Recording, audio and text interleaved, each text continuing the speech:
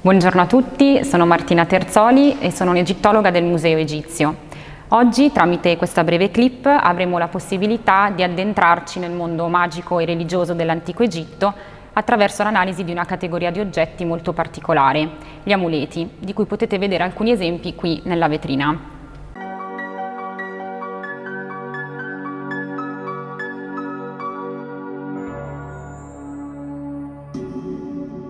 Innanzitutto, la parola amuleto che utilizziamo oggi deriva dal termine latino amuletum, a sua volta probabilmente connesso alla parola amoliri, che significa allontanare, tenere lontano.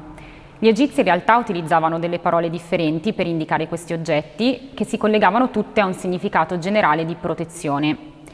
Gli amuleti, infatti, erano degli oggetti magici di piccole o medie dimensioni, il cui compito principale era salvaguardare chi li possedeva. Potevano essere indossati nella vita quotidiana, in collane o bracciali, per poi accompagnare il proprietario nella tomba al pari di altri oggetti personali. In altri casi, invece, gli amuleti venivano realizzati appositamente per il corredo funerario e quindi venivano deposti direttamente tra le bende del defunto affinché ne proteggessero il corpo. Dal punto di vista cronologico, la loro diffusione è estremamente ampia. A partire dall'epoca predinastica, fanno parte di tutte le fasi dinastiche della storia egizia, fino a raggiungere addirittura il mondo greco e poi quello romano. Nonostante quest'ampia diffusione, però, le fonti antico-egiziane che ci parlano di questi oggetti non sono molte. In aggiunta, nel 1800, gli amuleti sono stati vittima del mercato antiquario, che ha comportato una sostanziosa perdita di informazioni sul loro contesto archeologico di provenienza. Per questi motivi il loro studio e la ricostruzione storica non è sempre un'operazione facile.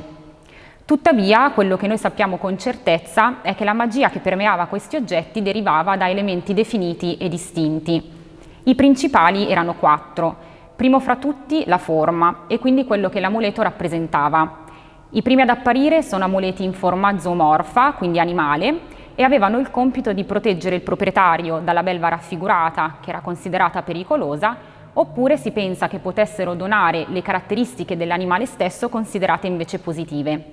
In altri casi abbiamo degli amuleti in forma di simboli regali, che quindi simboleggiavano una posizione e un potere che il defunto desiderava avere nell'aldilà e offrivano la medesima protezione che gli dei garantivano al sovrano.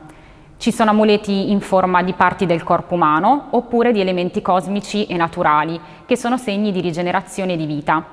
Infine, tra i più diffusi, abbiamo degli amuleti a forma di divinità, che offrivano la protezione di uno specifico dio o di una specifica dea.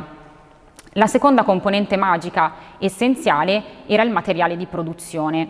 Gli egizi potevano utilizzare delle pietre preziose come oro e argento, delle pietre semipreziose, oppure anche dei materiali considerati di minor valore, ma in realtà molto più semplici da lavorare e dal grande valore estetico e simbolico, come la faience. La terza componente era invece il colore, che si collegava benissimo al materiale di produzione e che conferiva dei poteri specifici ad ogni amuleto. E infine la quarta componente magica era la posizione che questi oggetti assumevano sul corpo, in modo particolare nell'ambito funerario. Tale posizione varia nel corso delle epoche, così come il numero stesso di amuleti deposti tra le bende del defunto. Alcuni capitoli del Libro dei Morti rivelavano allora e rivelano tutt'oggi in che modo questi oggetti dovevano essere realizzati e quindi ne esplicitavano le caratteristiche. Non bisogna però pensare che queste fossero delle regole precise o assolute, ma piuttosto delle indicazioni o dei consigli su come realizzare l'amuleto tipo e quindi come attivare al meglio la sua magia. In generale, ogni collezione egittologica possiede un certo numero di amuleti e la collezione del Museo Egizio ne conta circa 2000. Adesso però vorrei mostrarvi alcuni degli esempi più interessanti che sono presenti in collezione. Questo amuleto è realizzato in faience e raffigura 2 leoni uniti tra loro da un anello che doveva servire alla sospensione del reperto. Questo animale è strettamente legato al sole e alla sua potenza creatrice e in questo caso la figura è ripetuta 2 volte e potrebbe quindi simboleggiare la rappresentazione dei guardiani dei 2 orizzonti che assicuravano la rigenerazione giornaliera del sole. Collegandosi al defunto, quindi, l'amuleto doveva garantirne la partecipazione al ciclo solare e la rinascita. Il colore azzurro-verde della faience richiama l'acqua del Nilo e il colore del cielo e si collegava molto bene al concetto di vita e di rigenerazione. In quest'altro caso, invece, ci troviamo di fronte ad un amuleto realizzato in pasta vitrea, di colore rosso e di più piccole dimensioni, con 2 anelli adibiti alla sospensione. Questa è una caratteristica abbastanza comune per gli amuleti databili al Nuovo Regno, quindi intorno al 1539-1077 a.C. I 2 anellini sono generalmente disposti uno alla sommità dell'oggetto e l'altro nella parte inferiore. Questo amuleto rappresenta il segno Ankh, che simboleggia la vita, la cui iconografia è estremamente diffusa nell'antico Egitto. Tuttavia, amuleti di questo tipo sono davvero molto rari.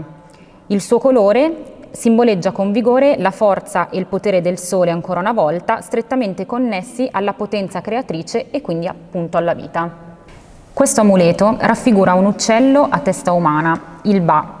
Rappresenta uno dei 3 principi vitali di ogni individuo, una sorta di anima che lasciava il corpo del defunto per muoversi liberamente nell'aldilà.